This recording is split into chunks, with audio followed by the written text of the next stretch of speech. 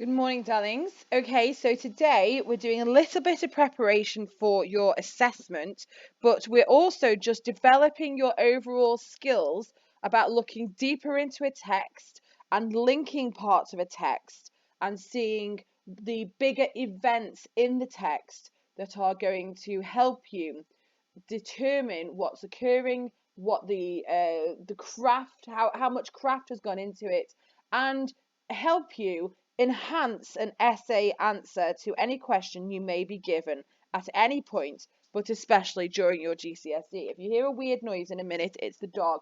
Ignore him.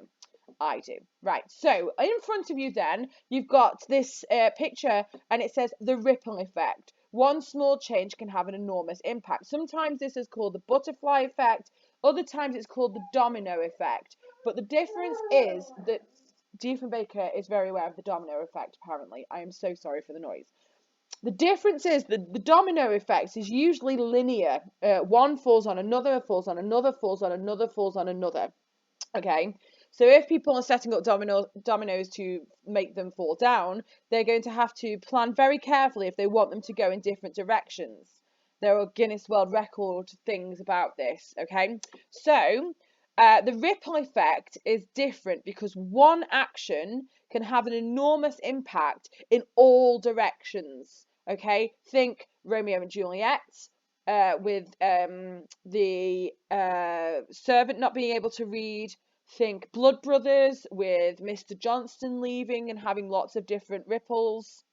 Okay, and in A Christmas Carol, it's also there. Okay, so right at the very beginning, we see miserable Scrooge, and right now we're looking at when he didn't used to be that way.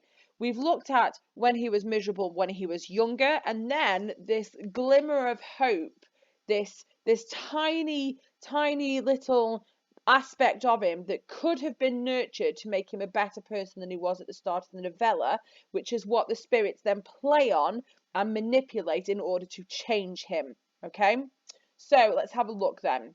We're looking at Fezziwig. So we had a look at Fezziwig and we had a look at key quotations and methods that were used in the extract and how he was a role model for Scrooge. He was a role model about how to be a good boss, how to be a decent human being. In fact, he was probably one of the first positive male role models Scrooge had in his life. If you think about it, his father sent him away to boarding school, and we know from the extract about the boarding school that they only ever brought out the cakes and the niceties when visitors were present, and that Scrooge wasn't accustomed to them being nice. So we can kind of assume then that the boarding school masters, the teachers, were quite strict. So not necessarily the most warm, positive role models, male role models that Scrooge could have had with how to conduct himself. In fact, that probably contributed to how strict and stern and mean Scrooge was. He'd reverted back to his former self after the issues with Belle dumping him, essentially, breaking off their engagement. But this bit here with Fezziwig is the one glimmer of hope that we see, which enables the spirits to foster, which is a great word, to foster that warmth deep inside him to make him a better person. So the question then is, Fezziwig is the reason there is any hope for Scrooge to become a good person by the end of A Christmas Carol. Without him fostering a sense of good, Scrooge would be absent of even a glimmer of goodness. To what extent do you agree? Support your ideas with references through analysis of the text. So what you would be looking for is, oh gosh, this is going to take for ages now. Sorry, guys. So this is going to be the question. You don't really need it. I would have printed this off, but you can use the Active Inspire instead. It's fine. You can pause the screen. But instead of just throwing you in with this essay question, I thought what we'd do is we'd have a look about how to break it down first of all. So in class, we would discuss this and we would consider what to break down and how to approach it. Okay, so there are two sides to this statement. There is the side before the semicolon and the side after the semicolon. Now, for the lower marks, to make sure that you've got a solid foundation to achieve your very basic marks, you would look at where we see Fezziwig being the reason for Scrooge to become a good person, where we see his direct influence, how he models his behaviour, and in stave 2, what we see Scrooge thinking about when he looks at his former self and his former employer.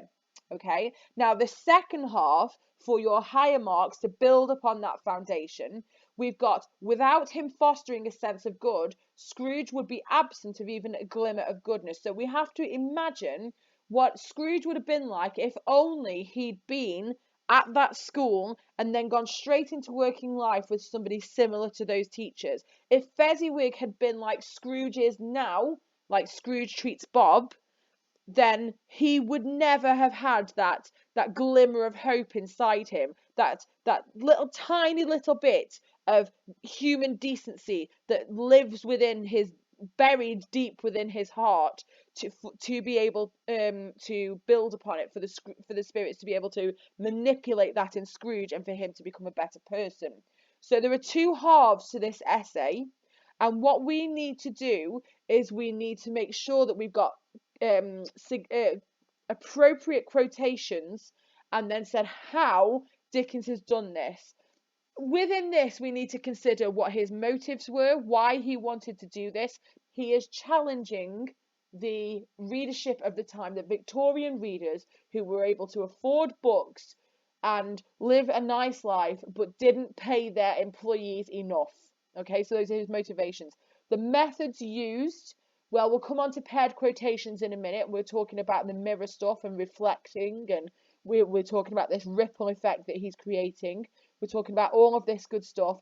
And then the message he's sending is to be a better person, to be kinder to others. And what we need to do is find the places he's doing that in this passage and throughout the rest of the text. So, I hope you made some notes about that, guys. If you didn't, you can rewind and go and make some notes. I do realise that I am saying quite a lot in a short space of time. If it helps and I am speaking too quickly for you, you can slow down the speed of the playback, although I might sound like I've undergone some sort of alien transformation.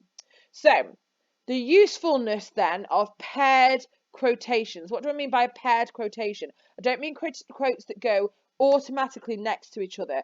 They can be from anywhere in the text. Linking things up like a detective does with clues is really, really useful. So you could take the bit from right at the very beginning where we see he's as hard and sharp as flint, he's as solitary as an oyster. Well, we've done this, haven't we? Within an oyster, inside that outer hard shell, if you pry it open with some force, you can find quite often a pearl. The pearl is a thing that's valuable. This is a metaphor for Scrooge. Within him is the goodness, the pearl, but you have to get through his outer hard shell first. And you do have to do that with force. And what's the force? Being scared by the inevitability of his afterlife, like Jacob Marley, and the fact that nobody cares that he's dead in stave 4, and that his grave is untended, and that they sell his belongings, and people only go to his funeral if there's a free lunch. All this good stuff that we've got that we can link up from one quote at the beginning. We can have several quotes that sort of follow the thread throughout the text. Okay. They can say the same thing to reinforce one another. They can say different things to contrast themes or ideas or messages. They can use the same methods or different. So if you've got a simile at the beginning, but you've got an interesting adverb at the end, it doesn't matter as long as if they're talking about the same theme or same idea. It doesn't matter that they don't use the same method. But if he does use the same method, if he uses a simile at the beginning and then a simile at the end, so hard and sharp as flint versus drunk as I'm as drunk as a giddy man, or whatever it is. I'm as giddy as a drunken man, or light as solitary as an oyster versus light as a feather. You know, these are similes, and that's fine to compare the fact that that Dickens has done this twice, but with different effects. It's absolutely fine to do that. Paired quotations help to widen your understanding of the text. They help meet some of the success criteria for English Lit exams, widen our understanding of contextual detail, help to deepen our love of literature, because we should all love literature, because it's one of the best ways to enhance your knowledge, your skills, your appreciation of the world, your understanding of it. It's the best way to, what's the famous quote? He who refuses to read lives one life. He who reads a lot lives 1,000 times. The more you read, the smarter you are. We all know this. That's why we promote it so much. That's why smart people tell you, I got to where I am because I read. I read books. You know, when there was, you guys probably don't need to know this, but I'm going to tell you anyway. Photos of me when I was little, I've either got a book in my hand or there's a book next to me, because I read, and that's how I got to be as smart as I am today. And I'm not the smartest person on the planet, not by a long shot, but I'm a lot smarter than I would have been had I not read books. And it's never too late to start, and it's always, always a good idea. 10 minutes before bed every night will lead to 20 minutes, and the more you do it, the quicker you are at it, and the more you understand, so the more you enjoy it. So the more you do it, the more you understand. So the quicker it is. So the more you do it. And it's called the reading triangle. And it's really, really good for you. So you should be reading, guys. Any books, those books that I gave you the list of books, pick 2 from there. Pick some that aren't fiction. Pick a biography. Pick a textbook or an interesting book about history if that's your thing. You should be reading, guys. Okay, anyway, it helps us to also deepen our appreciation of the skills writers have. It's hard to write a book. It's really hard. And if you're not well read, I think, personally speaking, I think if you're not well read, it's even harder. I know some people who, because you guys know that I write, so I know some people who are authors whose work suffers because they are not well read. If they were widely read, they would find it easier to write. They would know how to manipulate text. They would know how to create depth in characters and use paired quotations like Dickens does to enhance their work and just take it up a couple of levels. Essentially, by reading more, you're going to upgrade your own writing. Does that make sense? I hope that makes sense. Okay, right. So what I thought then, to help answer this question, you could compare and contrast hard and sharp as flint to a small matter, said the ghost, to make these silly folks so full of gratitude. We did this last lesson, but I want you to not theoretically, I want you to actually, not theoretically, actually do this task and compare and contrast that first quote here from stave 1 to this quote at the end, towards the end of stave 2. Okay? So you can go ahead and pause the screen and take a screenshot of that. It's not a problem, so that you can do the work. Then what you need to do, if you are going for your top marks, you also need to link this quote here, this one here, this big one, to this. No, said Scrooge. No, I should just like to be able to say a word or two to my clerk just now. That's all. For your stretch and challenge. Okay? So take a screenshot of that, guys, if you need to.